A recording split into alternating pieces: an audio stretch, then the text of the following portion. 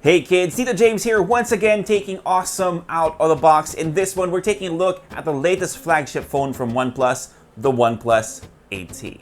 This is their second flagship release this year, but the question is it better than the OnePlus 8? Or should we disregard the brand slogan and actually just settle on that? Let's get into it, but first let me show you what comes inside the box. Of course, you have the phone itself. Ours came in the lunar silver colorway, and this has 8GB of RAM and 128GB of storage. You've got a bunch of documentation, which includes an invitation letter from the folks over at OnePlus, a quick start guide, safety information, and the warranty card.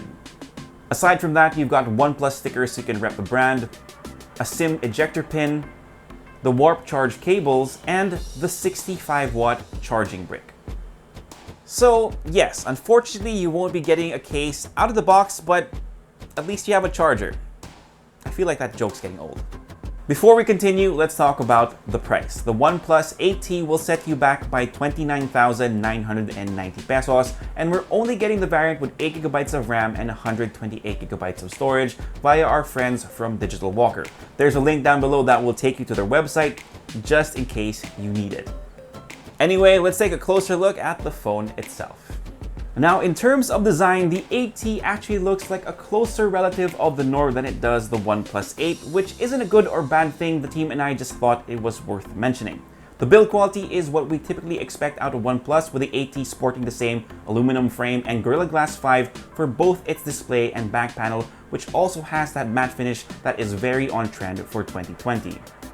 By the way, we're only getting this phone in lunar silver here in the Philippines, so if you were looking to get the aquamarine green one, well, you're out of luck. Now, I do prefer this one, so I really didn't mind that this is the only option.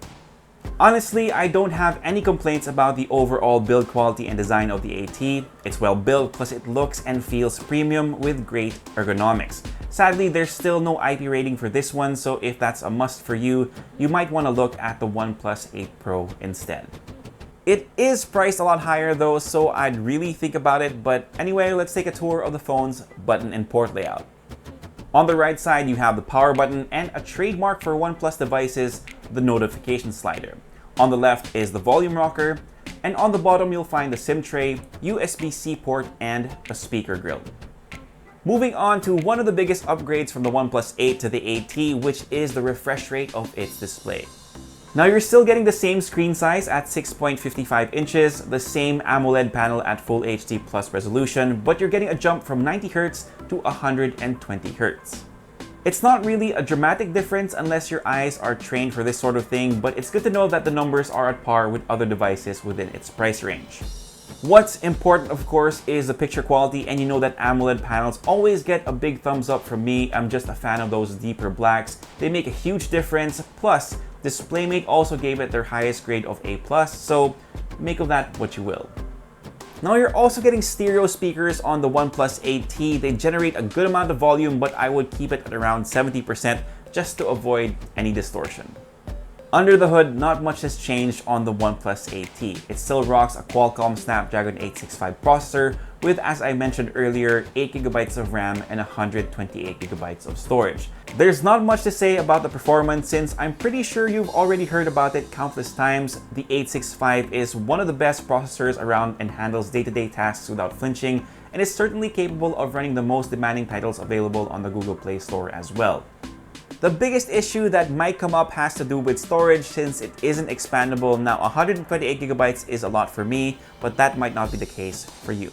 For software, the OnePlus 8T comes with Android 11 out of the box with Oxygen OS 11 on top of it. Now this has always been one of my favorite UI overlays. It's clean, fast, uncluttered, and they get a lot of updates to deal with bugs that might come up. Keeping the lights on for the 8T is a 4,500 mAh battery, which definitely gets the job done. It can get me through a day to a day and a half depending on my usage. The great thing here is that it doesn't take very long to get the phone up and running again. Because of the upgrade to warp charge, which was at 30 watts on the OnePlus 8 and is now at 65 watts, it only takes about 40 minutes to go from 0 to 100%, which is huge for someone like me who tends to forget to charge their phone. Not so much of an issue right now, but it does happen. Lastly, let's talk about the cameras on the OnePlus 8T, which now has an extra lens compared to the 8. You still have the same 48 megapixel main camera at an aperture of f1.7 and the same 16 megapixel ultra-wide shooter as well. The macro camera gets a bump up from 2 megapixels to 5, and you now have an additional 2 megapixel monochrome lens. Now, I would have loved to see a telephoto camera instead of that macro lens, but it is what it is. Now let's check out some photos. Generally speaking, the OnePlus 8T takes great snaps. They aren't flagship caliber, of course, but you do get what you pay for. You're getting a decent amount of detail when there's enough light, but expect colors to get a bit of a lift. Now, the highlights are pretty good in the photos the team and I have taken, with the skies getting correctly exposed, but you will notice that shadows have been crushed in these shots.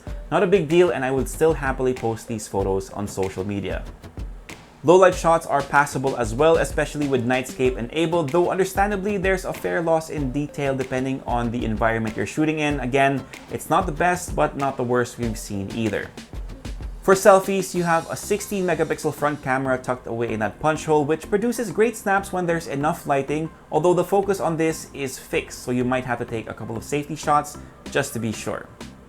Now, I will be doing a comparison between the OnePlus 8T and a couple of other phones that we have with us right now, so if you're interested in seeing that, make sure you sub to the channel and check back in the next few days.